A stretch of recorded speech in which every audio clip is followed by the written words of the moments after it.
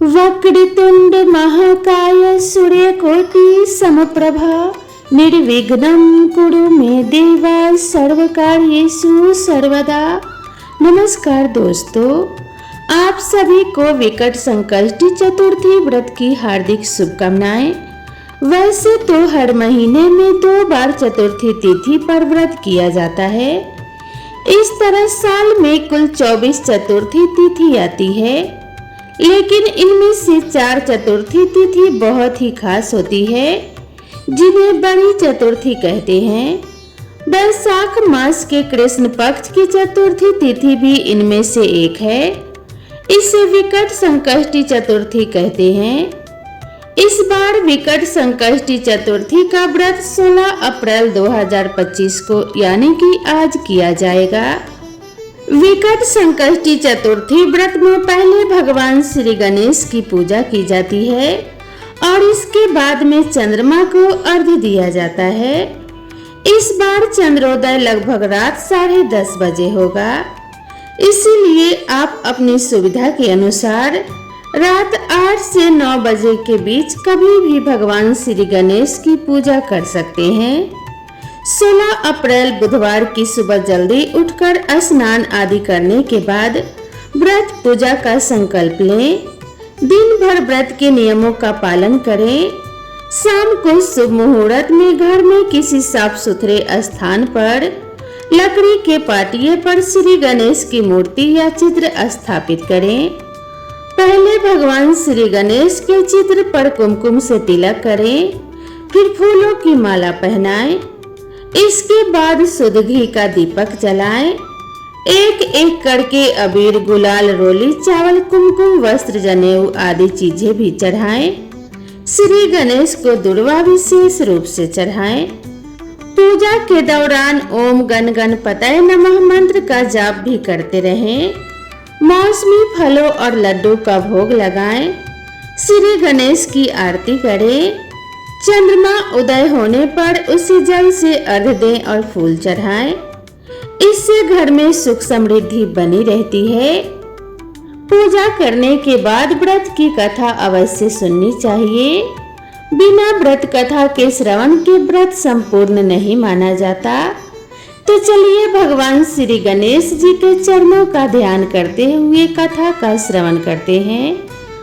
आप सभी भक्तों से निवेदन है कि कथा को पूरा जरूर सुनिएगा। किसी भी कथा को आधा अधूरा छोड़ने से पाप लगता है, तो आप सभी भक्तों से निवेदन है कि कथा को बीच में छोड़कर कभी न जाएं। तो चलिए कथा का रसपान करते हैं। कथा का श्रवण करने से पहले हाथ में कुछ अक्षत ले लें। भगवान श्री कृष्ण युधिष्ठिर को इस व्रत की महानता के बारे में बताते हुए कहते हैं कि प्राचीन काल में रंती देव नामक प्रतापी राजा थे। राजा की मित्रता यम, कुबेर और इंद्र आदि देवों से भी थी। उनके ही राज्य में धर्मकेतु नामक ज्ञानी ब्राह्मण रहते थे। उनकी 2 पत्नियां थी, एक सुशीला और दूसरी चंचला। सुशीला कई व्रत किया करती थी, जिससे उसका शरीर दुर्बल हो गया। वही चंचला कोई व्रत नहीं करती थी और भर पेट भोजन करती थी। कुछ दिनों बाद सुशीला को शुभ लक्षणों वाली एक कन्या हुई और चंचल को पुत्र रतन की प्राप्ति हुई। कन्या की शुभता देखकर चंचला सुशीला को ताना देने लगी। अरे ओ सुशीला, तुमने इतने व्रत और उपवास किए हैं, जिसकी वजह से तुम्हारा शरीर जर्जर हो गया, फिर भी एक कृषकाय कन्या को जन्म दिया। मुझे देख, मैं कभी व्रत आदि के चक्कर में न पड़कर हष्ट पुष्ट बनी हुई हूँ और वैसे ही बालक को भी जन्म दिया है। चंचला की बातें सुशीला के हृदय में चुभने लगी। वैशाख चतुर्थी के दिन सुशीला ने पूरी भक्ति भाव के साथ संकट नाशक गणेश चतुर्थी का व्रत किया। व्रत से प्रसन्न होकर गणेश जी ने दर्शन दिए। गणेश जी ने आशीर्वाद देते हुए कहा कि हे सुशीला, तेरी कन्या के मुख से मोती और मूंगा प्रवाहित होते रहेंगे और तुझे वेद शास्त्रवेता एक पुत्र भी होगा। वरदान को देने के बाद गणेश जी अंतर ध्यान हो गए। वरदान के बाद कन्या के मुंह से मोती और मूंगा झड़ने लगे और कुछ दिनों के बाद एक पुत्र रतन की प्राप्ति भी हुई। उसके कुछ दिनों बाद ही धर्म केतु का स्वर्गवास हो गया और उनकी मृत्यु के उपरांत चंचला घर का पूरा धन लेकर दूसरे घर में जाकर रहने लगी। लेकिन सुशीला पति के घर में रहकर ही पुत्र और पुत्री का पालन पोषण करने लगी। कन्या की वजह से सुशीला के पास काफी धन एकत्रित हो गया। इस कारण चंचला सुशीला और उसके परिवार से ईर्ष्या करने लगी। एक दिन हत्या के उद्देश्य से चंचला ने सुशीला की कन्या को कुएं में धकेल दिया। कुएं में गणेश जी ने सुशीला की कन्या की रक्षा की और वापस माता के पास भेज दिया। कन्या को जीवित देखकर चंचल का मन उद्विग्न हो उठा। वह सोचने लगी कि जिसकी रक्षा स्वयं ईश्वर कर रहे हो उसे भला कौन मार सकता है। इधर सुशीला अपने पुत्री को पुनः प्राप्त कर प्रसन्न हो गई और गणेश भगवान को धन्यवाद कहा और प्रार्थना की कि हे भगवान, मेरे परिवार की सदैव रक्षा करना। चंचला सुशीला के कन्या के चरणों में नतमस्तक हो गई और अपने किए गए पापों की माफी मांगने लगी। चंचला ने सुशीला से कहा कि सुशीला, तुम बहुत दयावान हो और दोनों कुलों का उद्धार करो। जिसकी रक्षा स्वयं भगवान करते हो उसका मनुष्य क्या बिगाड़ सकता है। इसके बाद चंचला ने भी वैशाख मास के कृष्ण पक्ष की चतुर्थी तिथि का व्रत किया, जिसके प्रभाव से गणेश जी की कृपा से दोनों परिवार के बीच सब सही हो गया। जिस पर गणेश जी की कृपा होती है उसके शत्रु भी मित्र बन जाते हैं। भगवान गणेश ने जिस प्रकार सुशीला की मदद की उसी तरह से वे सभी की मदद किया करें। तो प्रेम से बोलिए ओम श्री गणेशाय नमः। अब हम श्रवण करेंगे गणेश जी की दूसरी कथा। पौराणिक कथा के अनुसार एक बार सभी देवी देवताओं के ऊपर भारी संकट आ गया। जब वह खुद से उस संकट का समाधान नहीं निकाल पाए तो भगवान शिव के पास मदद मांगने के लिए गए। भगवान शिव ने गणेश जी और कार्तिकेय से संकट का समाधान करने के लिए कहा तो दोनों भाइयों ने कहा कि वे आसानी से इसका समाधान कर लेंगे। इस प्रकार शिव जी दुविधा में आ गए। उन्होंने कहा कि इस पृथ्वी का चक्कर लगाकर जो सबसे पहले मेरे पास आएगा वही समाधान करने जाएगा। भगवान कार्तिकेय बिना किसी देर किए अपने वाहन मोर पर सवार होकर पृथ्वी की परिक्रमा करने के लिए निकल गए। वहीं गणेश जी के पास मूषक की सवारी थी। ऐसे में मोर की तुलना में मूषक का जल्दी परिक्रमा करना संभव नहीं था। तब उन्होंने बड़ी चतुराई से पृथ्वी का चक्कर न लगाकर अपने स्थान पर खड़े होकर माता पार्वती और भगवान शिव की साथ परिक्रमा की। जब महादेव ने गणेश जी से पूछा कि उन्होंने ऐसा क्यों किया तो इस पर गणेश जी बोले कि माता पिता के चरणों में ही संसार होता है, इस वजह से मैंने आपकी परिक्रमा की। यह उत्तर सुनकर भगवान शिव और माता पार्वती बेहद प्रसन्न हुए और उन्होंने देवताओं का संकट दूर करने के लिए गणेश जी को चुना।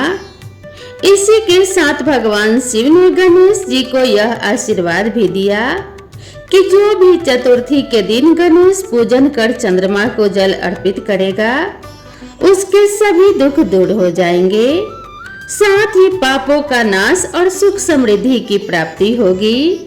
तो प्रेम से बोलिए गणेश जी महाराज की जय। अब हम भगवान गणेश की तीसरी कथा का श्रवण करेंगे। एक समय कैलाश में माता पार्वती तथा श्री गणेश जी महाराज विराजमान थे। तब 12 माह की गणेश चतुर्थी का प्रसंग चल पड़ा।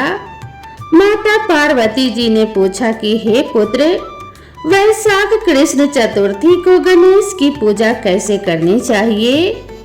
वैशाख मास के गणपति देवता का क्या नाम है? उनके पूजन आदि का क्या विधान है, सो आप मुझसे कहिए। गणेश जी ने कहा कि हे महादेवी, वैशाख कृष्ण चतुर्थी के दिन विकट नाम के गणेश जी की पूजा करनी चाहिए। दिन भर व्रत रखकर रात्रि में षोडोपचार से पूजन करना चाहिए। ब्राह्मण भोजन के अनंतर स्वयं व्रती को इस दिन पंचगव्य पान करके रहना चाहिए। यह व्रत संकट नाशक है। इसके स्मरण मात्र से ही मनुष्य को सिद्धि मिलती है। प्राचीन काल में सतयुग में मकर ध्वज नामक एक राजा हुए। वे प्रजा पालन के प्रेमी थे। उनके राज्य में कोई निर्धन नहीं था। चारों वर्ण अपने अपने धर्मों का पालन करते थे। प्रजा को चोर डाकू आदि का भय नहीं था। प्रजा स्वस्थ रहती थी। सभी लोग उदार, सुंदर, बुद्धिमान, दानी और धार्मिक थे। इतना सुंदर राज्य शासन होते हुए भी राजा को पुत्र की प्राप्ति नहीं हुई थी। तत्पश्चात महर्षि याज्ञवल्क्य की कृपा से उन्हें कालांतर में एक पुत्र की प्राप्ति हुई। राजा राज्य का भार अपने मंत्री धर्मपाल पर सौंपकर विविध प्रकार के खेल खिलौने से अपने राजकुमार का पालन पोषण करने लगे। राज्य शासन हाथ में आ जाने के कारण मंत्री धर्मपाल धन धान्य द्वारा समृद्ध हो गए। मंत्री महोदय को एक से बढ़कर एक 5 पुत्र हुए। मंत्री पुत्रों का धूमधाम के साथ विवाह हुआ और वे सब धन का उपभोग करने लगे। मंत्री के सबसे छोटे बेटे की बहू अत्यंत धर्मपरायण थी। वैशाख कृष्ण चतुर्थी आने पर उसने भक्ति पूर्वक गणेश जी की पूजा की। उसका पूजन और व्रत देखकर उसकी सास कहने लगी, अरे क्या क्या तंत्र मंत्र द्वारा मेरे पुत्र को वश में करने का उपाय कर रही है। बार बार सास के निषेध किए जाने पर भी जब बहू नहीं मानी तो सास ने कहा कि अरे दुष्टा, तू मेरी बात मान नहीं रही है। मैं पीट कर तुझे ठीक कर दूंगी। मुझे यह सब तांत्रिक अभिचार पसंद नहीं है। इसके उत्तर में बहू ने कहा कि हे सासू माँ, मैं संकट नाशक गणेश जी का व्रत कर रही हूँ। यह व्रत अत्यंत फलदायक होता है। अपने बहू की बात सुनकर उसने अपने पुत्र से कहा कि हे पुत्र, तुम्हारी बहू जादू टोना पर उतारू हो गई है। मेरे कई बार मना करने पर भी वह दुराग्रहवश मान नहीं रही। इस दुष्टा को मार पीट के ठीक कर दो। मैं गणेश जी को नहीं जानती ये कौन है और इसका व्रत कैसे होता है। हम लोग तो राजकुल के मनुष्य हैं, फिर हम लोगों की किस विपत्ति को ये नष्ट करेंगे। माता की प्रेरणा से उसने बहू को मारा पीटा। इतनी पीड़ा सहकर भी उसने व्रत किया। पूजन उपरांत वह गणेश जी का स्मरण करती हुई उनसे प्रार्थना करने लगी कि हे श्री गणेश जी महाराज, हे जगतपति, आप हमारे सास ससुर को किसी प्रकार का कष्ट दीजिए। हे गणेश्वर, जिससे उनके मन में आपके प्रति भक्ति भाव जागृत हो जाए। गणेश जी ने सबके देखते ही देखते राजकुमार का अपहरण करके मंत्री धर्मपाल के महल में छिपाकर रख दिया। बाद में उसके वस्त्र आभूषण आदि उतार कर राजमहल में फेंक दिए और स्वयं अंतर्ध्यान हो गए। इधर राजा ने अपने पुत्र को शीघ्रता से पुकारा, परंतु कोई प्रत्युत्तर न मिला। फिर उन्होंने मंत्री के महल में जाकर पूछा कि मेरा राजकुमार कहाँ चला गया। महल में उसके सभी वस्त्र आभूषण तो हैं, लेकिन राजकुमार कहाँ चला गया है? किसने ऐसा निंदनीय कार्य किया है? हाय, मेरा राजकुमार कहाँ गया? राजा की बात सुनकर मंत्री ने उत्तर दिया कि हे राजन, आपका चंचल पुत्र कहाँ चला गया? इसका मुझे पता नहीं है। मैं अभी नगर के बाग बगीचे आदि सभी स्थानों में खोज कर आता हूँ। इसके बाद राजा नौकरों सेवकों आदि से कहने लगे कि हे अंगरक्षकों, मंत्रियों, मेरे पुत्र का शीघ्र पता लगाया जाए। राजा का आदेश पाकर दूत लोग सभी स्थानों में खोज करने लगे। जब कहीं भी पता न लगा तो आकर राजा ने डरते डरते निवेदन किया कि महाराज, अपहरणकारियों का कहीं सुराग नहीं मिला। राजकुमार को आते जाते भी किसी ने नहीं देखा। उनकी बातों को सुनकर राजा ने मंत्री को बुलवाया। मंत्री से राजा ने पूछा कि मेरा राजकुमार कहाँ है? हे धर्मपाल, मुझसे साफ साफ बता दे कि राजकुमार कहाँ है। उसके वस्त्र आभूषण तो दिखाई पड़ते हैं, केवल वही नहीं है। अरे नीच, मैं तुम्हारा वध कर डालूंगा, तेरे कुल को नष्ट कर दूंगा, इसमें जरा भी संदेह नहीं है। राजा द्वारा डांट पड़ने पर मंत्री चकित हो गया। मंत्री ने सर झुकाकर कहा कि हे भूपाल, मैं पता लगाता हूँ। इस नगर में बालक अपहरणकर्ताओं का कोई गिरोह भी नहीं है और न ही डाकू आदि रहते हैं। फिर भी हे प्रभु, पता नहीं किसने ऐसा नीच कर्म किया और न जाने कहाँ चला गया। धर्मपाल ने आकर महल में अपनी पत्नी और पुत्रों से पूछा, अपनी सभी बहुओं को बुलाकर भी पूछा कि यह कर्म किसने किया है। यदि राजकुमार का पता नहीं लगा तो राजा मुझ अभागे का वंश विनाश कर देंगे।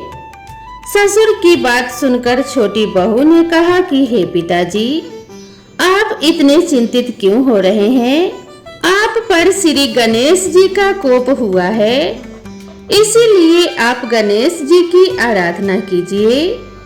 राजा से लेकर नगर के समस्त स्त्री पुरुष बालक वृद्ध संकट नाशक गणेश चतुर्थी का व्रत विधि पूर्वक करें तो गणेश जी की कृपा से राजकुमार मिल जाएंगे। मेरा वचन कभी मिथ्या नहीं होगा। छोटी बहू की बात सुनकर ससुर ने हाथ जोड़कर कहा कि हे बहू, तुम धन्य हो, तुम मेरा और मेरे कुल का उद्धार कर दोगी। भगवान श्री गणेश जी की पूजा कैसे की जाती है? हे सुलक्षणी, तुम मुझे बताओ। मैं मंद बुद्धि होने के कारण व्रत के महात्म्य को नहीं जानता हूँ। हे कल्याणी, हम लोगों से जो भी अपराध हुआ हो उसे क्षमा कर दो और राजकुमार का पता लगा दो। तब सब लोगों ने संकट नाशक गणेश चतुर्थी का व्रत आरंभ किया। राजा सहित समस्त प्रजाजनों ने गणेश जी को प्रसन्न करने हेतु व्रत किया। इससे गणेश जी प्रसन्न हो गए। सब लोगों के देखते ही देखते उन्होंने राजकुमार को प्रकट कर दिया। राजकुमार को देखकर सभी नगरवासी आश्चर्य में पड़ गए। सब लोग बहुत प्रसन्न हुए। राजा के हर्ष की तो सीमा ही नहीं रही। राजा कह उठे, गणेश जी धन्य है और साथ ही मंत्री की कल्याणी बहू भी धन्य है, जिसकी कृपा से मेरा पुत्र यमराज के पास से जाकर भी लौट आया। अतः सब लोग इस संकट नाशक गणेश व्रत को निरंतर विधि पूर्वक करते रहे। श्री गणेश जी बोले कि हे माता, इस लोक तथा सभी लोकों में इससे बढ़कर अन्य कोई दूसरा व्रत नहीं है। इसी कथा को युधिष्ठिर ने श्री कृष्ण से सुना था और इससे वैशाख कृष्ण चौथ का व्रत करके अपने खोए राज्य को फिर से प्राप्त किया था। तो प्रेम से बोलिए भगवान श्री गणेश की जय। अब हम श्री गणेश जी महाराज की चौथी कथा का श्रवण करेंगे। एक बार गणेश जी वेश बदलकर एक चम्मच में दूध और अपनी मुट्ठी में कुछ चावल लेकर घूम रहे थे। हर घर जाकर कह रहे थे, कोई माई खीर बना दो। सबने मना कर दिया कि इतने से खीर नहीं बनेगी। अंत में वह एक बुढ़िया माई के घर पहुंचे और बोले, माई खीर बना दो। बुढ़िया हंसकर बोली, पगले, इतने से खीर कैसे बनेगी? फिर भी मैं थाली लेकर बैठी हूँ, लाओ बना देती हूँ। वह छोटा बर्तन लेकर आई तो गणेश जी बोले, माई बड़ा बर्तन चढ़ाकर बना, मैं गांव में बुलावा देकर आता हूँ। बुढ़िया माई ने सोचा बावला है, लेकिन उसका कहा कर देती हूँ। उसने बड़े बर्तन में खीर बनाने के लिए चढ़ा दी। उधर गणेश जी कहकर चले गए। थोड़ी देर में खीर से पूरा बर्तन भर गया। बुढ़िया माई ने सोचा वो गांव में बुलाने को कहकर गया है, पता नहीं बाद में खीर बचे या नहीं। तो बुढ़िया ने अपने लिए खीर निकाल कर गणेश जी के नाम से भोग चढ़ाकर खाने लगी। इतने में ही गणेश जी आ गए। बुढ़िया बोली, आ जाओ खीर खा लो। तो गणेश जी बोले, माई, जब तुमने भोग लगाते समय मुझे याद किया तभी खा ली, अब पूरे गांव को खिलाओ। जब तक पूरा गांव नहीं खा लेता तब तक तेरे भंडारे में खीर खत्म नहीं होगी। ये कहकर गणेश जी चले गए।